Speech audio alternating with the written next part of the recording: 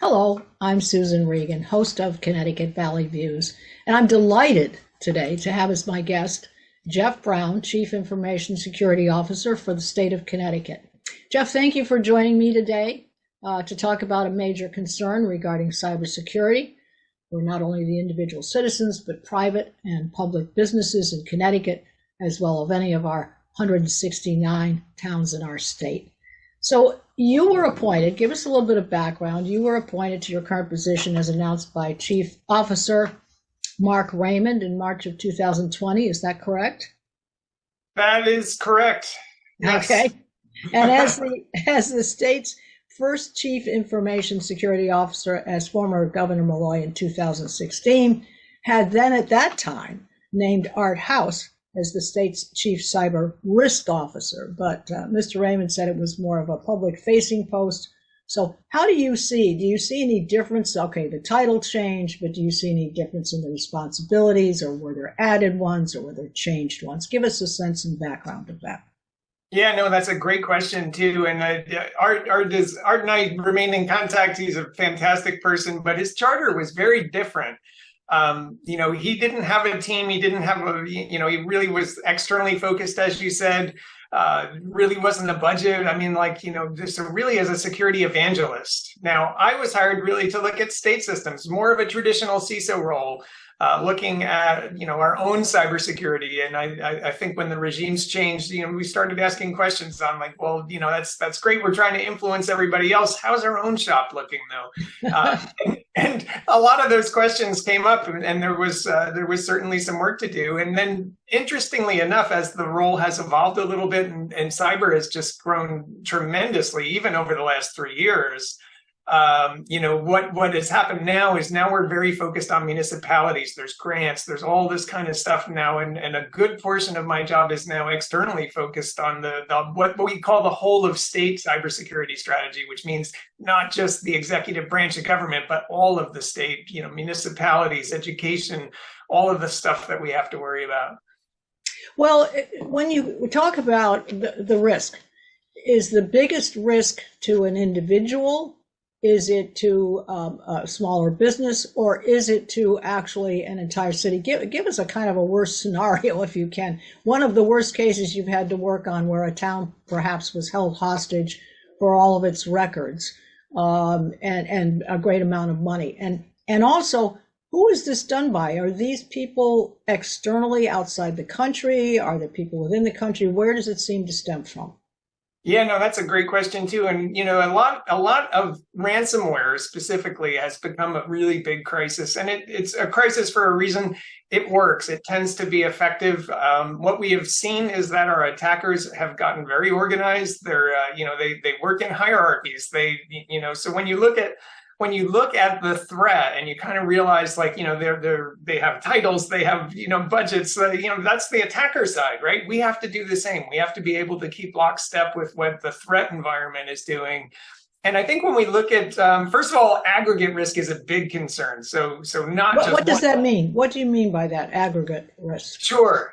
Yeah. And what I really mean by that is multiple risks. So let's take a simple scenario. When I came in, there was a big ransomware attack on the city of Hartford that was very well published. That's just a single city that was on the first day of school. So, things were delayed. It was a big business impact. When did this happen? That was about 2 years plus ago. Oh, okay. Yeah. And one of the things that we weren't able to do, we weren't able to help them that much. We had to actually pull in the National Guard, and we have a very good relationship with them. But, really, when we look at what's a worst case, imagine multiple cities being compromised at the same time. What we're seeing now is that attackers are working together so much that, in many cases, they're collaborating with each other, and they're actually hitting multiple places all at once. That is a really big risk, because you might end up with, maybe dealing with your own ransomware attack and not being able to help somebody else, or having a really important partner, like a third party, be compromised. And that I'd like to file under it's their breach, but your problem, right?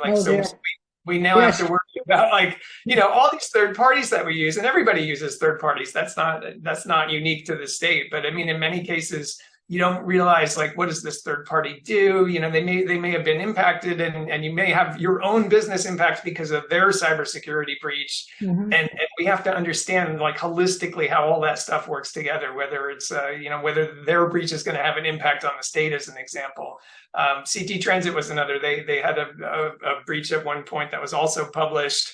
And that affects the bus systems in Connecticut, right? Like, so, what things do and what the impact is going to be. We always look at it like risk, probability, and impact. So if you have a risk and it never manifests, or it doesn't have a big impact, that's not something you have to worry about. But a very likely risk that's definitely going to happen and also have a very big impact, like ransomware, that's something we have to spend a lot of time and our attention on. All right. So when you said you were bringing in the National Guard, is that because you're actually using a physical defense? Is that what you're saying? No, actually the National Guard has a very strong cybersecurity arm to it, and we have a very good partnership with them. There is some complexity to that, so there are a lot of processes, you can imagine, in terms of engaging the Guard on something like that. That does have to come from the governor's office, so that's not something we do casually. But that is one of the tools in our arsenal. And, really with National Guard folks, you'll see that, in many cases, they are working at places in Connecticut, even Cigna. They maybe have a cybersecurity job during the day, and then they work with the National Guard on active duty, which is fantastic. We have a very good relationship with them. We do joint exercises such as Cyber Yankee. That was hosted twice the last 2 years in Connecticut. And that was in partnership with the Guard and others. Where we run through tabletop exercises, which I think is really important. I can't emphasize that one enough. Planning ahead, like, what if something does happen? What would we do? How would we communicate? Like, where, who's a backup plan? Any of those kind of questions that we have to consider. We're going through that on a tabletop exercise versus a live scenario. Which would you rather do? Of course, you'd rather do it on a tabletop exercise where you have a chance to really just kind of think things through. Sure. Now, how big is your team? I mean, you obviously have an office, and you have how many people involved? Lawyers and who makes up your team? Yeah, no, it's a great question, and cybersecurity is a little bit unique in terms of, yes, I have a direct team, and there's probably about 15 or so people on that team, but really, cybersecurity is everybody's responsibility. So I really look at, teams on the network group, the infrastructure group, but also the business areas, privacy, legal. This is one of the few subjects that spans almost every single function in the state. So it's something that has to go, up to the governor's level. It's something that we have to work with businesses, with agencies. So I really see my extended team as everybody in the state. But specifically, we are certainly running with about 15 or so people. And, again, it depends how you count things. If you're looking at firewalls and network infrastructure, not everything reports under the CISO. Like, some things are just put in other areas of IT. And then we have governance over that. That's a really important factor. Just having what's one of the biggest ransomware cases you had to handle? I mean, where they were saying, if you don't do this, if you don't pay us this amount of money, is that what they're looking for? They're looking for money, I'm assuming. Yeah, most ransomware attacks, they're looking for money, and it's unfortunate. And there's a lot of philosophy about this. So is it good to pay the ransom or not pay the ransom? There's even some talk at the federal level of putting a ban in place so that nobody can pay the ransom. It's a little tricky. If you look at it from this way, if nobody ever paid the ransom, ransomware would go away. That is better for the entire group of everybody, right? But I think when we look at ransomware and then, your specific company, you might actually have a very different view on that. So, I think I'll give you an example. We were looking at an agency that had some ransomware, and we looked at things, and it was, if we were going to rebuild this from scratch, it would take a full calendar year to do that. So paying the ransom sometimes actually makes business sense, right? Like, do you have a project that's going to last a year, try to rebuild everything from scratch? You're going to be down and out of business until then. In some cases, it makes more sense. Now, state government, we operate with taxpayer dollars. We do not pay ransoms. I think when you get into third parties and some of the other kind of areas, it becomes almost a business decision. And it's a factor of like, how quickly do you need to get up and running again? Like Colonial Pipeline was a good example. Every day that they're not sending gas out, that was a big problem, versus, paying the ransom in some cases. So it's a very tricky business decision that has to be made. Yeah. Well, what I was going to say was it's return on investment, actually, what you're looking at. So let's say that you've had a business been running for 5 years, you haven't had an issue. Would it be practical on their part to have a ransomware, in place? Should every business be considering this, and how much money they can spend on this? Because how much money will they lose if they don't have something to fight it? Yeah. And do they come directly to you? I mean, when something happens, the ABC company, do they call you up, contact you, and say, "Hey, we have this problem. Could you come and help?" I mean, is that how it works?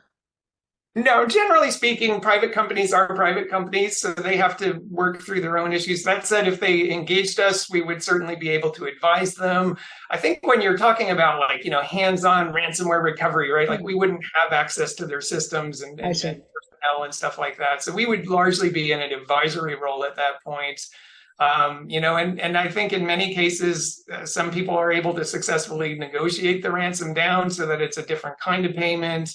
In other cases, they just don't want to. They're not going to pay, and they're going to rebuild, and it will take time. Again, it's really a business decision, I think, at that point. And there is no real right or wrong. I mean, I think in some cases, it would be better if nobody paid ransoms ever. That problem would go away. But your problem as a business owner might not go away that way. So I was going to say, I'm sure that there are times when they've been hit and feel that they've paid the ransom, that should be enough. And then they come back and get hit again. Yeah, that does happen. That does happen. And where it gets really tricky is if they exfiltrate data, they take data, right? And they've stolen data. So what happens in some cases is the ransomware will take data first, and then we'll say, like, you've been ransomed. Can you pay this ransom? And if you refuse, we have your data. We can release that, right? So it becomes and you don't want to have to make those kind of decisions in the heat of the moment. That's why tabletop exercises, incident planning, that's so important, because you just can't do this stuff in the heat of the moment. Sure. Now there's a statement that you have. It's called a risk appetite statement, and it involves ensure enhanced security for state system by building a best-in-class, a centralized area, increase public outreach and information sharing of cyber threats, address the cybersecurity skills shortage, and prepare for cyber attacks through resiliency planning. Is that your tabletop thing? Is that what that is? Yes, absolutely. Absolutely. And in fact, we do a lot of outreach. We have a monthly call in Connecticut where anybody who has a private company, and they or even public in some cases, they all have to have an NDA in place, a non-disclosure agreement. But we do talk about threats that are specific to the state, general, what's going on with cyber threats that may impact businesses in the state. And it's really a way of being able to kind of bridge the public and private sector. Yeah. Well, now, do you ever catch these guys? Do you ever shut them down? I mean, do you ever get them? Or you ever get, or are they just physically, how would you shut them down, I guess is my question. Yeah, that's a great and valid question. We would typically not be involved in that, but some of our partners, like the FBI is a good example, they are definitely involved in some of these takedowns. Attribution gets very tricky on the internet. So as an example, what attribution really means is, I can attack somebody, but I can make it look like it was somebody else attacking someone, right? So, as an example, if I'm really Russia, I can pretend that it was really China attacking. And then if you strike back, you're now attacking China, which was wrong all along, right? So things can get very tricky with attribution. That's why I'm not a big fan of what they call hack back, right? Like, somebody's hacked you and we're going to hack back. And that sounds great, right? But in reality, there's a lot of trouble with that. And it's not something that we would normally advocate. But yeah, the FBI does get involved in these kind of takedowns. What we've seen now is actually a lot of partnership too. So you might see Microsoft and the FBI working together to take down some of these botnets and gangs and things like that. And that's really what it is. A lot of this is organized crime. Sure. What about budgets and so forth? Now, you're fully funded by the state, obviously. Yep. Can you share with us what kind of a budget is planned for, each year? Does it increase? Do you need to anticipate at your tabletop session saying, hey, this is going to cost us additional money? How does that work? Yeah, no, it's a great question. And, one of the things in the state is that we are in a process called optimization, where we're essentially pulling people out of agencies and centralizing all of that under the executive branch. So really, a lot of the cyber program didn't really exist because it didn't really need to exist. Now suddenly we have a large group of agencies that are being centralized. We need an enterprise class program, right? There's 30,000 people in the state. That's a pretty big security program.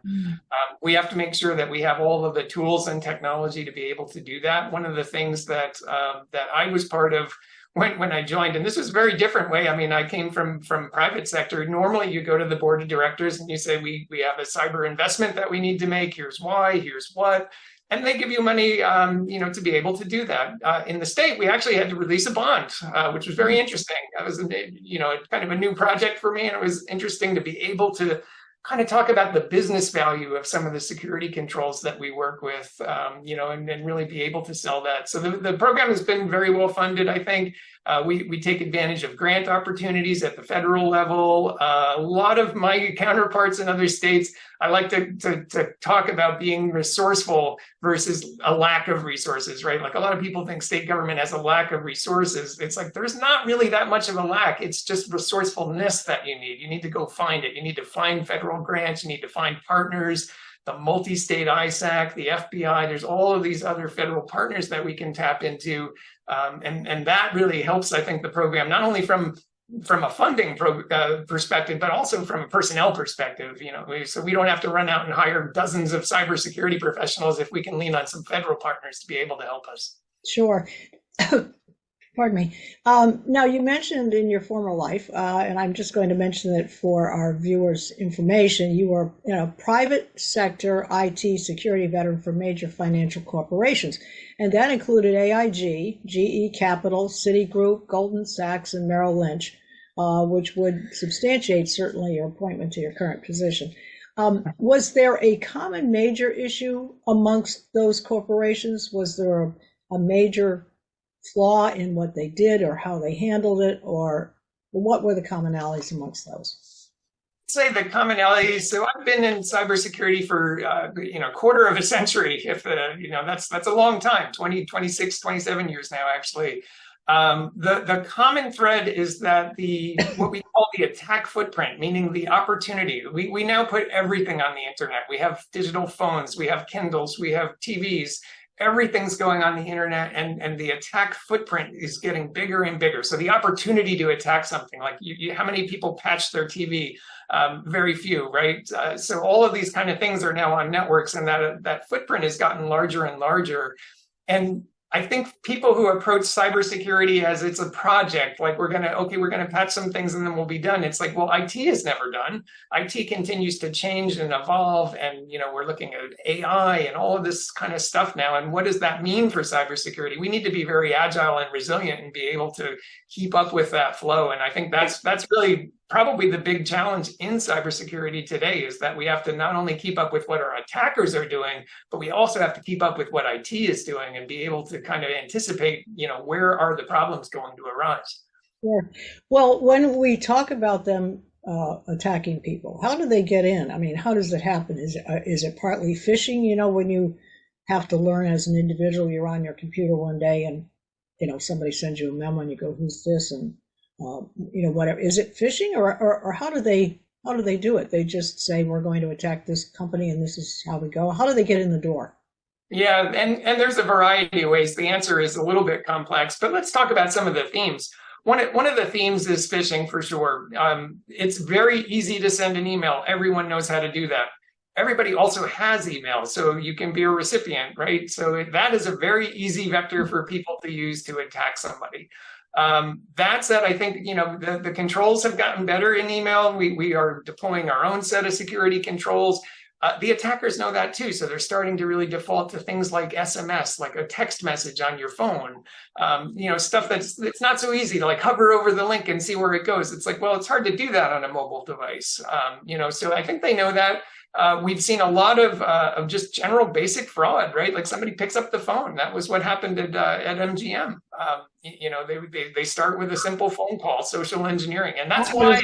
Yes, I was going to ask you that. I was going to say it's not just on your computer. So you get a phone call one day saying, "I would like to sell you solar," and then they take you through a series of questions, and somehow they find out enough information to be able to do that. Yeah, and we see that all the time. They'll target very specific people, like a senior administrative assistant, and I'm the CEO. We need these gift cards. Go, and that kind of attack happens all of the time. Sometimes they're really good, and I think when we look at things like generative AI, voice, right? Like we always talk about ChatGPT, but I mean, there's a lot of different generative AIs.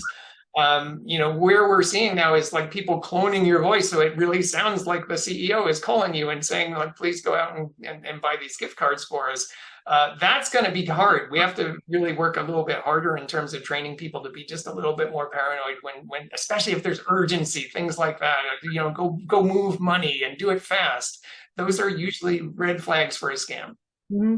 Okay, now I started to ask you this question before, but what was there a largest amount of money that was tried to be scammed? Could you put a number to it? One of the largest ones that happened to a town, let's say, in Connecticut.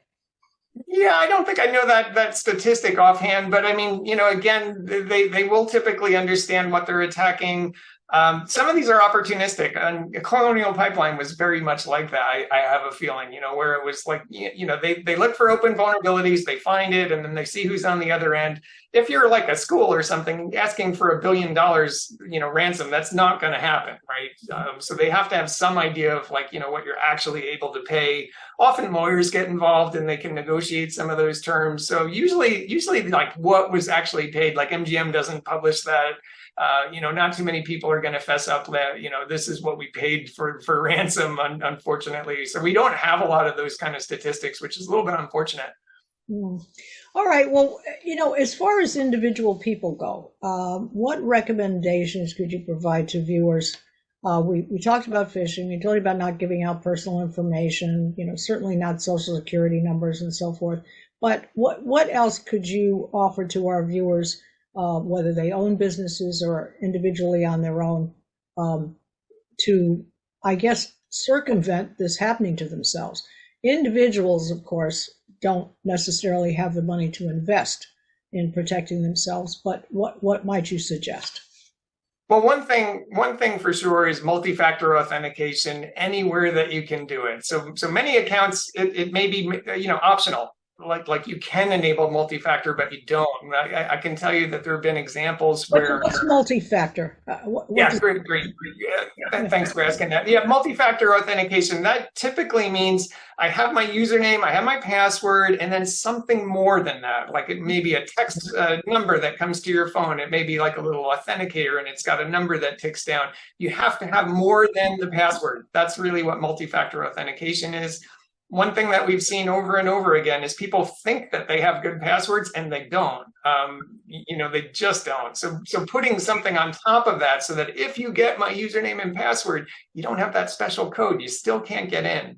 That is, I think, one of the number one things that I can recommend anywhere that you're able to do that. And it does introduce a little friction when you're logging in, but that can really mitigate having a bad password or having a compromised password. Give you an example. We just saw a story in the news today where somebody had essentially downloaded an app. They were ordering, I think, some kind of takeout, and they somehow compromised their banking credentials. Their entire account was drained, right? Like, I mean, if you had multi-factor authentication, just because they got your password wouldn't mean that they'd be able to get into your account all the way and be able to take out your money. Well, and you think about the thread, how it goes. Let's just say, you're ordering from Burger King or, Pizza Hut or whatever. What you don't realize is although you're comfortable with actually ordering from them, then their account, they have your name and contact information and so forth in their account. So if Pizza Hut gets hacked, you could be included in the next ones to be caught. as it were. Yeah. Yeah, no, that's a great subject too. And I'm trying to use the concept of collecting data as a liability. Like if a lot of these companies, we want everything. Give me your cell phone, your address, your date of birth, everything. That now becomes something you're obligated to protect, right? Like if you don't need that information, why would you keep it, right? Like, do you really need the credit card, or do you need to know that they have a valid credit card that can make a transaction?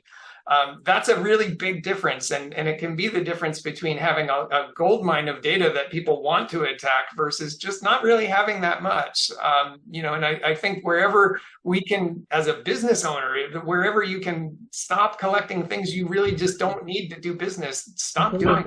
It's a liability. Yeah, agree. I know that some cases when you're setting up an account, what they say is, tell us what you recognize as something as a former address, where you lived, any of these, if you have children, do any of your children live in any of these towns? I mean, people come up with all kinds of things for you, and you go, gosh, this is so tiring. Do I really have to do this? But at the end of the day, I guess they're trying to think of more and more ways to block these people getting in.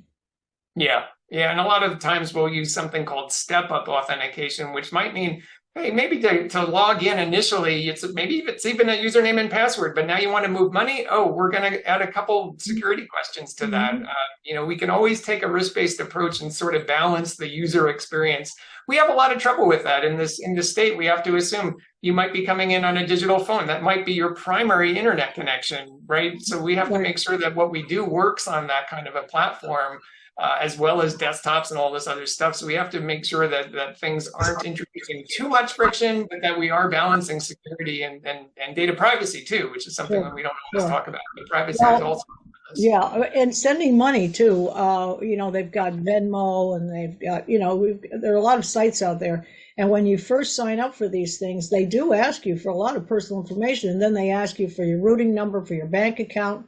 And what is the account number? And you feel like, I'm giving all this information to them. What are they going to do with it? But, it works out. And, friends say, yes, I've used this one or used that one.